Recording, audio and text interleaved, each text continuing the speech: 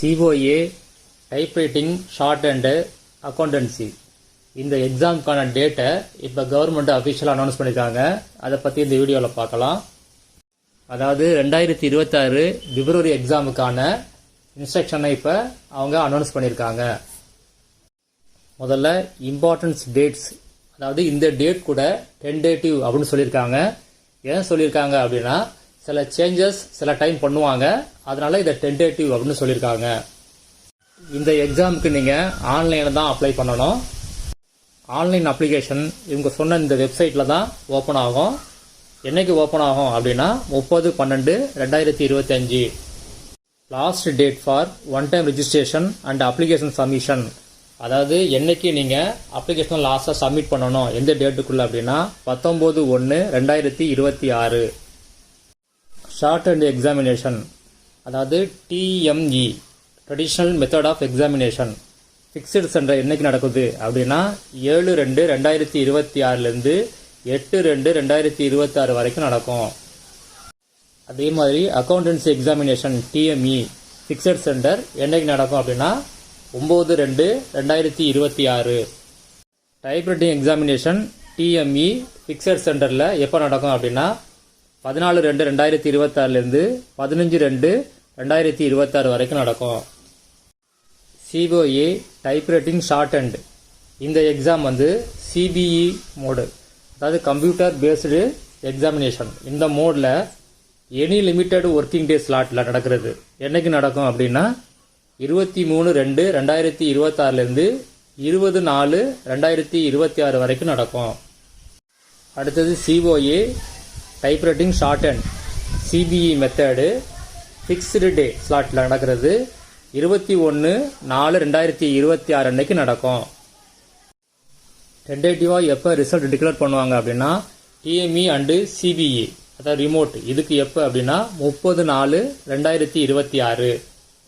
CBE fixed சென்டருக்கு எப்போ அப்படின்னா 20/5/2026. டிஜிட்டல் சர்டிஃபிகேட்ஸ், அதாவது சர்டிஃபிகேட்ஸ் ஃபார் ஆல் CBE என்னைக்கு அப்படின்னா 27/5/2026. இந்த எல்லா டேட்டுமே அவங்க டென்டேட்டிவாக தான் சொல்லியிருக்காங்க. ஆனால் மேக்சிமம் இதில் சில சேஞ்சஸ் வர வாய்ப்பு இருக்குது. அது மட்டும் இல்லாமல் அந்த டேட்டு அப்டேட் பண்ணாங்க அப்படின்னா அவங்க வெப்சைட்டில் அதை அனௌன்ஸ் பண்ணுவாங்க. இந்த எக்ஸாமுக்கு என்ன குவாலிஃபிகேஷன், அடுத்தது ஃபீஸ் எவ்வளவு அப்படின்னு பார்க்கலாம். COA இதுக்கு நீங்கள் 10th பாஸ் பண்ணியிருக்கணும். Junior grade typewriting English and Tamil இதுக்கு என்ன அப்படின்னா நீங்கள் 8th பாஸ் பண்ணாலே போதும். Senior grade typewriting English and Tamil இதுக்கு குவாலிஃபிகேஷன் நீங்கள் junior grade typewriting exam pass பண்ணியிருக்கணும்.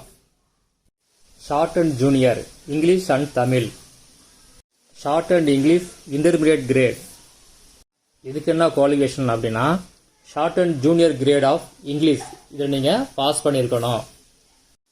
ஷார்ட் அண்ட் சீனியர் இங்கிலீஷ் இதுக்கு என்ன குவாலிஃபிகேஷன் அப்படின்னா shorthand intermediate grade of English இதை நீங்கள் பாஸ் பண்ணியிருக்கணும். ஷார்ட் அண்ட் சீனியர் தமிழ் இதுக்கு நீங்கள் shorthand junior grade of Tamil pass பண்ணியிருக்கணும். High speed test in shorthand typewriting English and Tamil இதுக்கு நீங்கள் senior grade of the concern subject, அதாவது senior grade of Tamil இல்லைன்னா சீனியர் கிரேட் ஆஃப் இங்கிலீஷ் இதில் நீங்கள் pass பண்ணியிருக்கணும். அக்கௌண்டன்சி ஜூனியர் கிரேட் இதுக்கு நீங்கள் 10th பாஸ் பண்ணியிருக்கணும். அக்கௌண்டன்சி சீனியர் கிரேட் இதுக்கு நீங்கள் +2 பாஸ் பண்ணியிருக்கணும். இல்லைன்னா 10th பாஸ் பண்ணி அக்கௌண்டன்சி ஜூனியர் கிரேடு நீங்கள் பாஸ் பண்ணியிருக்கணும். அடுத்தது எக்ஸாமினேஷன் ஃபீஸ் பற்றி பார்க்கலாம். எக்ஸாமினேஷன் ஃபீஸ் அப்படிங்கிறது ரிஜிஸ்ட்ரேஷன் அண்ட் எக்ஸாம் ரெண்டுத்துக்கும் சேர்த்து இந்த ஃபீஸு. இதையும் நீங்கள் ஆன்லைனில் தான் பே பண்ணணும். அமௌண்ட்டு பே பண்ண பிறகு எக்காரணம் கொண்டு ரீஃபண்ட் பண்ண மாட்டாங்க, ஃபர்தராக எதுக்கும் அட்ஜஸ்ட் பண்ண மாட்டாங்க. பே பண்ணது அவ்வளோதான், பே பண்ணது தான். COAக்கு எவ்வளோ ஃபீஸ் அப்படின்னா ரெஜிஸ்ட்ரேஷன் ஃபீஸ் 100 rupees, உங்களுக்கு எக்ஸாம் ஃபீஸ் 1500 ரூபாய். Junior great, short and intermediate, senior great, high speed test இது எல்லாமே அப்ளிகேஷன் ஃபீஸ் ஒரு அப்ளிகேஷனுக்கு 30 ரூபாய்.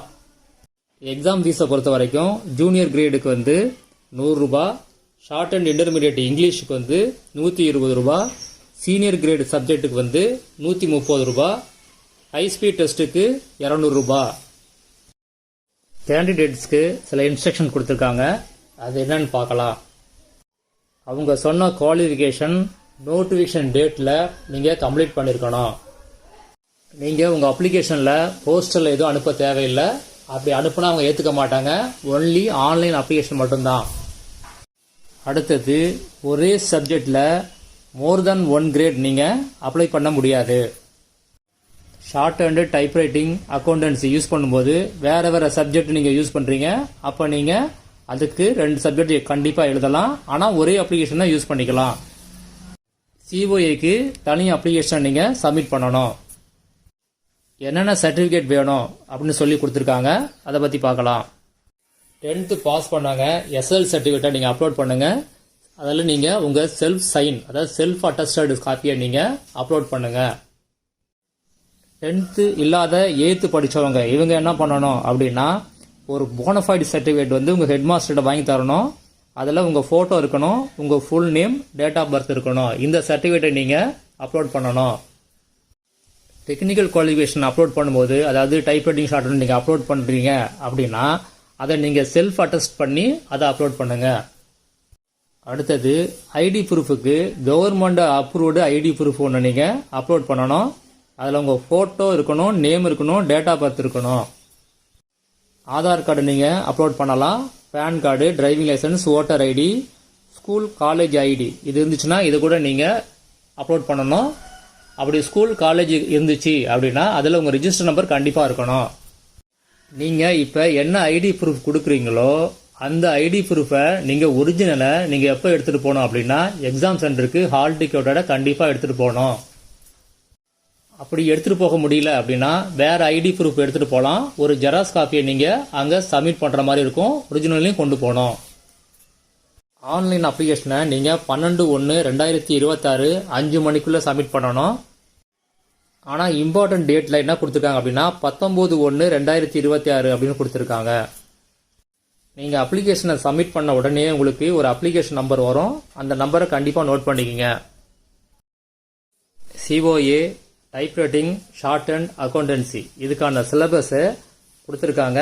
இதோட லிங்க்கை நான் வீடியோ டிஸ்கிரிப்ஷனில் கொடுக்குறேன். ஒரு தடவை செக் பண்ணி பார்த்துங்க. ஒவ்வொரு சப்ஜெக்ட்டுக்கும் கோட் நம்பர் கொடுத்துருக்காங்க. ஒரு தடவை செக் பண்ணி பார்த்துங்க. எக்ஸாமுக்கான சென்டர் லிஸ்ட் கொடுத்துருக்காங்க. டோட்டலாக 58 சென்டர்ஸ் கொடுத்துருக்காங்க. ஒரு தடவை செக் பண்ணி பார்த்துங்க.